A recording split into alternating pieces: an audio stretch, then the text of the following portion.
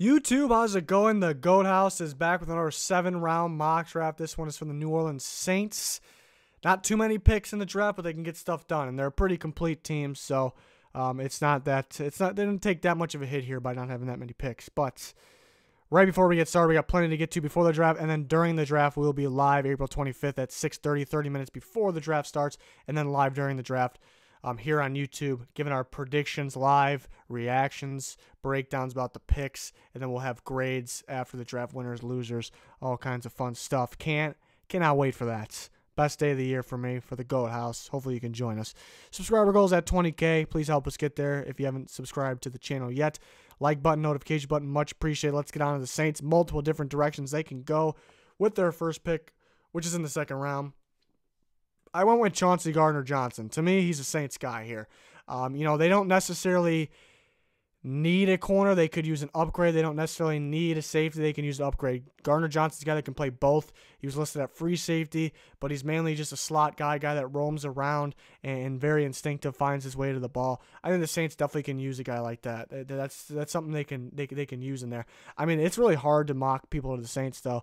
I mean, they can go tight end for the future here. They did get Cook. I like that. They can go a linebacker. They have some solid linebackers, but definitely could use an upgrade. I like their D-line. Not much for rotation, though. And, O-line, you could go a center, maybe a guard. Multiple things you can go here, but nothing's necessarily they're not really desperate for any of these guys. So get a guy that can help you in multiple different ways right away. And I think that's Chauncey Gardner-Johnson for them in the second round. Next pick's not till the 5th round. Kahale Warring from San Diego State, big body tight end, great hands, can block. I think it's a Saints type of tight end. You look at him, you can see it almost. You got Cook right now, but I think Warring could be a rotation guy and the guy for the future. Again, I just think he could be a Saints guy. A couple other guys I thought about that could be a Saints guy. Josh Oliver from San Jose State and Dax Raymond could possibly be a 6th-rounder for them. From Rice, I think he can be their type of guy too. So we'll see which one they go with. I ended up going with Warring here from San Diego State. We'll see what they do. But again, they're pretty much set for this year with Cook, but they definitely can use another guy. Next pick, a couple 6th-rounders. Josiah Tawa-Afa from Texas San Antonio. High motor guy everywhere. It's tough to see where this guy will go. Some people are higher. I think it was Bucky Brooks, NFL Network. I think had him in the top 5 linebackers. I'm not that high on him, but he's instinctive. He flies around everywhere. Big hitter too. I think there's gonna be a gap of linebackers. We'll get to my position rankings and I'll explain the gap, but I think there's going to be some guys that come off the board by round 3, 4, and then maybe there'll be a pretty good gap, and some guys can drop here. This would be a great pick. To me, he fits with the Saints. This is a Saints-type linebacker. Maybe he won't start right away, but has potential to do so.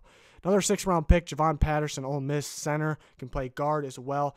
Yeah, they could go this route earlier. Maybe if Eric McCoy's there in a second, maybe they'll like the Mississippi State center, Alvin Jenkins. But in this scenario, there's multiple different scenarios. That's why I do regular mocks, and that's why I do, the 7th-round mocks. You get a little different scenario. They wait a little bit, and then Javon Patterson's a pretty good one you can get here in the 5th or 6th round, and pretty much insurance here. Andrews Pete didn't play all that great, but I believe in him. He's young. He's going to be fine.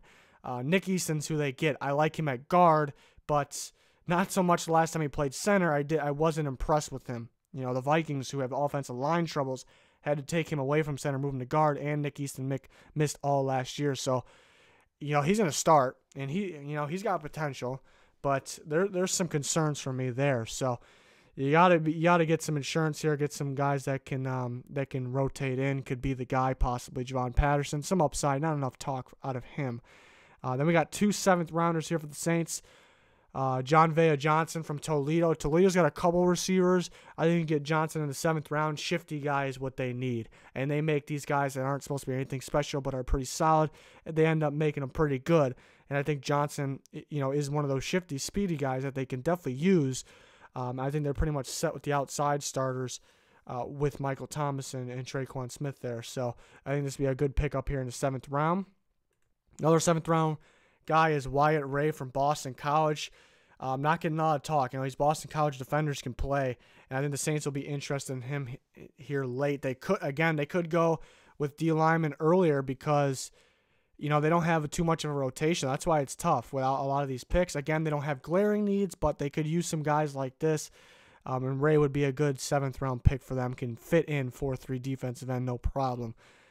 So we'll see what they do. Again, multiple different scenarios, multiple different order they can go with the guys here. We'll see what they do. We got 2 more 7th-round mocks left, the Rams and the Patriots. Patriots have a whole bunch of picks, so that's going to be a process. Can't wait for that one. But yeah, we got final mocks to get to. We got all the position rankings to get to. A couple of live streams we want to do before the draft. Trade scenarios video for the draft, and then live during the draft, of course, and then grades, winners, and losers in between days, and then after the draft too. So a lot to get to. Can't wait for it. Hopefully you can join us for all of that. It's going to be a lot of fun. But that's going to do it for the Saints mock. Stay tuned for the last 2 and much more to come. Thanks for watching. Goodbye.